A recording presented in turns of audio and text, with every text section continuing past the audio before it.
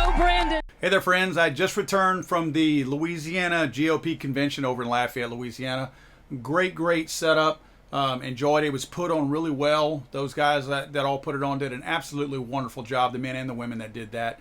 It was everything about it was perfect. I was so worried that Senator Bill Cassidy would get away with what he did, betraying the citizens of the state of Louisiana. Because so many times these politicians do things far enough out from their re-election date to think that they can actually pull it off, because in general, the American people are kind of stupid and have really short memories. So I was under the impression that even though it just happened, there would still be some forgiveness that had already taken place. Man, I don't see it happening. Those of you in the state of Louisiana, we may be able to rejoice in spite of what just happened, because I don't think Bill Cassidy is going to be successful in winning anything else if it involves an election in the state of Louisiana, from dog catcher up or dog catcher down. I don't think that's going to happen. This man has played his hand. He has turned his back on his constituents at every possible way. It's almost like he has purposely polled his constituents to see what they want, how they want things to be voted on, and done just the opposite. This man has had some of the most vocal opposition against him leading up to voting for this anti-gun bill that Joe Biden signed into law this morning. And he still voted for it and was instrumental in pushing it through. I would like to let all of you guys out there, especially those of you in the state of Louisiana and people outside the state of Louisiana, those of you with Cornyn, Lindsey Graham, all these other turncoat Republicans that voted for this thing and allowed it to go to Joe Biden's desk. I want to make a commitment to all of you, and I mean this. And I will put my email address on screen. You can reach out to me. If these senators are running in your areas and you need any kind of a push to get them voted out, we need to vote them out. And you can call me, reach out to me, and I will do everything within my human power to help you get the word out against these turncoats. We need to get them out.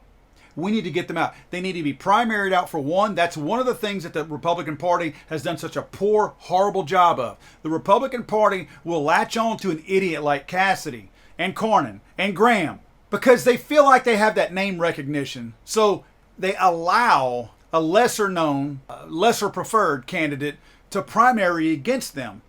In other words, if there's a strong primary candidate out there that could run against them and beat them out of that Republican seat, the Republican Party promises them things and makes backroom deals on all this and tells them, hey, we got you, but not right now. We'll put you in this shot. We'll give you another opportunity at some other point for some other seat or whatever.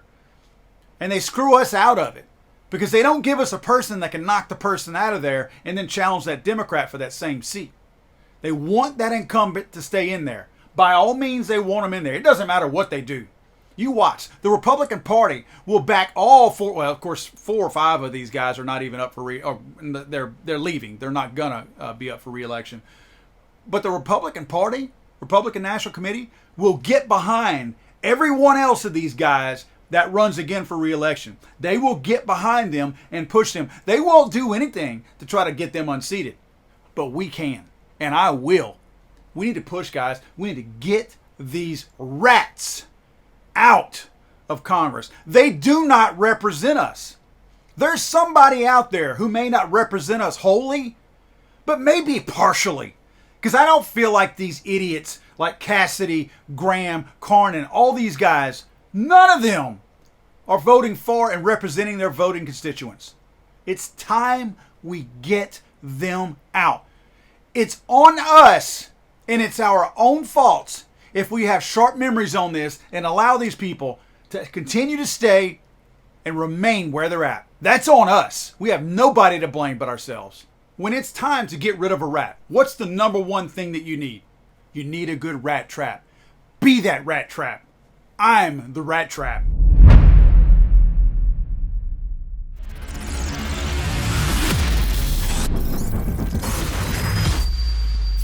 Let's go, Brandon.